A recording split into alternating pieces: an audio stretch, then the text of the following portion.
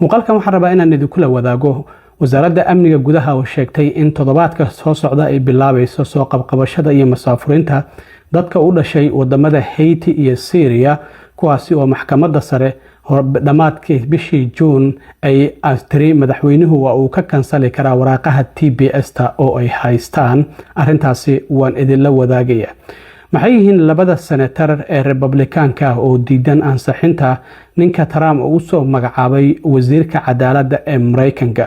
maxayse yihiin sababaha labadaasi senator ay ku diidan yihiin in ay ansixiyaan oo ay wasiir ka dhigaan Todd Blanche oo qareenka Trump ahaan jiray ka hor intii uusan Trump madaxweyne uusan noqon? maxkamadda sare sagaalka garsoore markii ay soo gabagabeynayeen kalfadhigoodii maxkamadda sare dhamaadkii bishii June ee la soo dhaafay sharciyadii ugu dambeeyay ee muranku ka taagnaa oo ay soo saareen waxaa ka mid ahaa TPS-ta madaxweynuhu awood ma u leeyahay inuu ka kansalo dadka haysta TPS-ta mise awood uma lahan.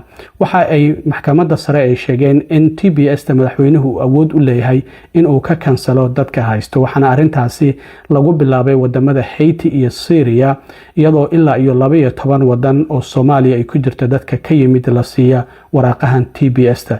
TPS-tu waa Temporary Protection Status, waa sharci Congress-ku 1990kii ay meel mariyeen, waxaana la siiyaa dadka ka imaanaya wadamada masiibooyinka dabiiciga ah ay ka dhaceen sida fatahaado amaba dhulgariir amaba dagaalo ay ka jiraan. waxaana loo ogolaadaa inay Mareykanka joogi karaan, ka shaqaysan karaan, isla markaana waraaqahaasi waxay ka hor istaagayaan dadkaasi in wadankii ay ka yimaadeen aan lagu celin karin inta waraaqdaasi TPS ay haystaan. laakiin wasiirka amniga gudaha Mark Wayne Mullen oo bartiisa TikTok muuqaalkan aan idin tusi doono soo geliya waxa uu leeyahay ereyga ugu horeeya ee temporary macnaheedu waxay tahay kumeel gaar, ma ahan permanent, wax joogta ma ahan. sidaas darteed maxkamadda sare waan ognahay in madaxweynaha ay awood u siisay in dadka uu kala laaban karo waraaqahaasi Temporary Protection Status-ka oo TPS loo soo gaabiyo. sidaas darteed wuxuu yiri waxaan kula talinayaa dadka sharci la'aanta ah in website-ka wasaaradda arrimaha gudaha ay galaan dhs.gov/cbb home isla markaana ay iska diiwaangeliyaan oo iskood ay isku masaafuriyaan. waxa yiri qofku haddii uu go'aansado inuu iskii isugu masaafuriyo wadankii oo asal ahaan ka yimid ama wadamada Mareykanku uu heshiiska kula jiro in loo celiyo dadka aan wadankooda u dhalan oo ah wadamada saddexaad, waxa yiri $2,600 ayaan siinaynaa, tikidkana waan ka bixinaynaa, laakiin waxa yiri haddii aad diido waan ku soo helaynaa, waan ku xireynaa, kadibna waan ku masaafurinaynaa. suuragalna ma noqonayso Mareykanka mustaqbalka inaad dib ugu soo laabato, laakiin haddii aad ismasaafuriso waa lagu ogolaanayaa in Mareykanka mustaqbalka qaab sharci ah aad dib ugu soo laabato. bal wax yar ila daawada muuqaalkan oo TikTok soo geliyay wasiirka amniga gudaha Mark Wayne Mullen. There's a lot of talk about this court ruling for TPS. What is TPS? Temporary Protective Status. Let me emphasize on that first word, temporary. Now, there's a lot of talk going on because why the Supreme Court just recently ruled that President Trump can end TPS for a certain group of individuals. Temporary meant temporary. There's two options now if you fall underneath the category that the court just ruled on. You can self-deport. We will buy you an airline ticket and give you $2,600 to go back to either the country you go to or a country you choose that will accept you. Or we'll come find you. And if you think you're going to just wait out the Trump administration, it's not going to work. We will find you and we will deport you. Do yourself a favor. Go on to DHS's website and say, I want to self-deport. And we will immediately start working on your case. Provide you with the money, provide you with airline ticket, and send you on your way. marka dadka wadanka Haiti ka yimid oo waraaqaha TPS-ta haysta isla markaana 27kii bishan ay ka dhacday oo isniintii la soo dhaafay ku ekeed waxay dhan yihiin 300,000 ilaa 350,000. dadka Syriankana waa 6,000. marka sida muuqata hadda wadanka Haiti wadankaasi waxaan ognahay masiibooyin dabiici ah dhulgariir inuu ka dhacay sanadkii 2010 madaxweynahoodii la dilay sanadkii 2021 inta badan wadankaasi gangis ay maamulaan isla markaana dhibaatooyin dhaqaale iyo kuwa siyaasadeedba ay ka jiraan.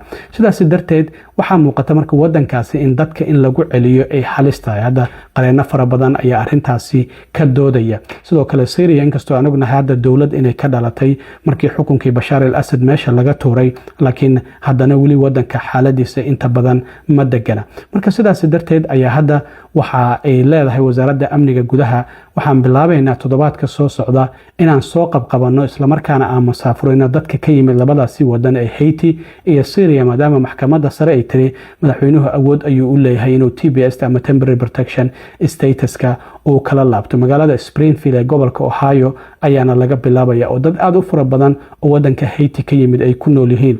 waa magaaladii madaxweyne Trump uu yiri markii ololaha doorashada uu ku jiro Kamala Harris ay wada doodayeen September sanadkii 2024 dadka heshiyaanka ah ee ku nool Springfield Ohio eeyaha iyo bisadaha ayay cunayaan. arrintaasi oo arrin la yaab la noqotay. marka howlgalkaasi waxa ay sheegtay wasaaradda amniga gudaha in ciidamada ay bilaabi doonaan maadaama dadkaasi hadda wadanka wax sharci aysan ku joogin haddii aysan iskood isku masaafurin in la soo qabanayo la xirayo kadibna la masaafurinayo. arrintaasi haddii halkaasi aan kaga gudbo dhinaca kale waxaa labadii toddobaad ee lasoo dhaafay jirtay in muran weyn uu ka taagnaa ansixinta ninka Trump uu soo magacaabay wasiirka cadaaladda Todd Blanche oo kusimaha wasiirka cadaaladda ahaa markii Trump xilka uu ka qaaday Pam Bondi bishii afraad ee sanadkan ayaa Trump hadda waxa uu u magacaabay ninkaasi si rasmi ah inuu u noqdo wasiirka cadaaladda ama wasaaradda la yiraahdo DOJ.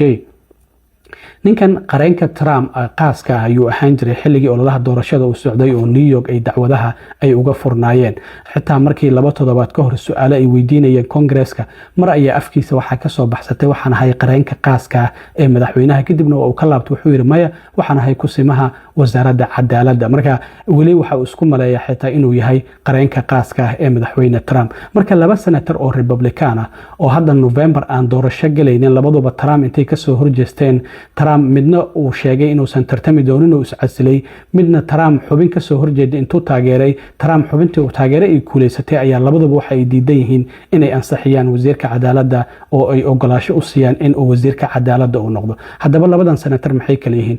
Tom Tillis waa senator laga soo doorto North Carolina. Trump waxay isku la dhaceen sharcigii The Big Beautiful Bill iyo arrintii Epstein Files. kadibna Trump waxa uu sheegay inuusan taageeri doonin doorashada soo socota. Tom Tillis marka uu iscasilay hadda Congress-kan markuu dhamaado November ma isa soo sharaxi doono. marka Tom Tillis waxyaabaha uu ku haysto waxa kamid ah ninkan Todd Blanche oo wasiirka cadaaladda oo Trump u soo sharaxay waxa uu yiri dhibanayaashii dadkii uu dhibaateeyay Epstein waa inaad la kulantaa. 2 toddobaad ka hor xitaa guddiga cadaaladda ee sanadku markii su'aalo ay weydiinayeen intooda badan goobta howlka su'aalaha lagu weydiinayay ay fadhiyeen. Tom Tillis marka waxa uu yiri hal shuruud ayaa ku xiran inaan ku codeeyo waxa ay tahay inaad la kulanto dhibanayaashii uu Jeffrey Epstein uu dhibaateeyay. marka waa uu la kulmay laakiin dhibanayaashii waraaq furan ayay u soo direen labadan senator oo ay leeyihiin fadlan ha u ogolaanina inuu wasiirka cadaaladda noqdo maxaa yeelay wax shalayta ah ma aysan ka muuqan mana uusan noo cadeyn markii uu nala kulmay dadkiina dhibaateeyay in baaritaan lagu sameynayo ama la maxkamadeynayo. marka Tom Tillis bal ila daawada markii uu dhahayay codkaygu waxa uu ku xiran yahay in uu la kulmo dhibanayaashii Jeffrey Epstein ninkan Trump uu soo sharaxay wasiirka cadaaladda Todd Blanche. And Mr. Blanche, I have a positive predisposition to, just so that everybody knows. I have not made a final decision. But Mr. Blanche said very quickly yesterday that he would meet with the victims, the Epstein victims. Well, right now, the markup, if you all don't know procedure here, after this hearing is done today, next week we'll hold it over. The earliest possible markup would be 2 weeks from now. And because it seemed to me that Mr. Blanche was willing to say that he would meet with them and counsel. I understand the restriction that counsel has to be present. I expect that meeting to occur before I'm willing to vote out of this committee. And I'm trying to get to yes. But this is a very important part of getting to yes. dhinaca kale John Cornyn isaguna waa senator ilaa iyo sanadkii 2002 sanadkii ku soo jiray. Trump arrinta dagaalka Iran ayay isku la dhaceen. Trump marka waxa uu taageeray Ken Paxton oo xeraalyaha guud ee gobolka Texas ayuu senatorkan laga soo doortaa. marka doorashooyinka Israa'iilka ee hadda bishii June dhacay ayaa looga adkaaday John Cornyn oo Ken Paxton oo Trump uu taageeray ayaa soo baxay. marka isaguna November ma tartamayo. laakiin John Cornyn arrinta uu ku haysto Todd Blanche oo Trump wasiirka cadaaladda u soo sharaxay waxa ay tahay Trump waxaan ogeyn waa kii IRS-ta dacweeyay hay'adda canshuuraha gudaha Mareykanka qaabilsan oo yiri canshuurahaygi waa tii la ogolaaday in la soo bandhigo sidaas darteed 10 bilyan ayuu ku dacweeyay markii dambe haddana wuxuu yiri heshiis ayaan la gaaray aniga iyo qoyskayga IRS-tu mustaqbalka wax baaritaanaha kuma sameyn karaan canshuuraheena isla markaana wuxuu yiri waxaan doonayaa sanduuq la yiraahdo anti-weaponization fund in ay sameeyaan taasi oo magdhow lagu siinayo Biden intii uu madaxweynaha ahaa dadkii uu maxkamadeeyay amaba la xiray ama baaritaan lagu sameeyay arintaasi oo Republicaanka iyo Dimuqraadiyiintuba ay si weyn uga caroodeen marka John Cornyn sabab waxa uu leeyahay marka maadaama Todd Blanche uu hore u yiri waan joojinay arintaasi lacagahaasi 1.7 bilyan ka badan wuxuu yiri waxaan doonaynaa qoraal inuu na tuso war dowlad waraaqo ku yaala Soomaaliya waxaan doonaynaa qoraal cad inuu na tuso in arintaasi aysan mar dambe dib u soo laabanaynin xitaa maanta waxaa la filayay Todd Blanche iyo John Cornyn inay wada kulmaan maxaa yeelay guddiga ka hor inta aan sanadka wasiirka cadaaladda uusan ansixin waxa jira guddiga cadaaladda ayaa u codeeya haddii marka aysan guddiga cadaaladda hal xubin oo Republican uu diido sanadka lama horgeyn karo marka kulankii maanta ay wada yeelan lahayn John Cornyn iyo Todd Blanche waa uu kansalay John Cornyn maxaa yeelay waxa uu yiri wali ma arintii ma uusan itusinin ninka madaxda ka ah guddiga cadaaladda oo Republican oo la yiraahdo Jack Grassley oo Iowa laga soo doortana 4 galabnimo ee maanta ayuu u qabtay in John Cornyn uu jawaab cad soo siiyo marka Republicaanku waxaan ognahay aqlabiyadda aqalka sanadka 53 xubnood ayay ku hayaan Lindsey Graham waa uu dhintay Mitch McConnell isbitaal ayuu ku jiraa 2 bilood ku dhawaad sidaas darteed 51 waa in lagu ansixiyaa wasiirka marka madaxweynuhu uu soo magacaabo marka haddii labana ay diidan yihiin mid uu dhintay midna uu isbitaal ku jiro macnaheedu waxay tahay 49 ayaa u soo haraysa oo xitaa 50kii madaxweynuhu ku xigeenka xitaa cod ayuu leeyahay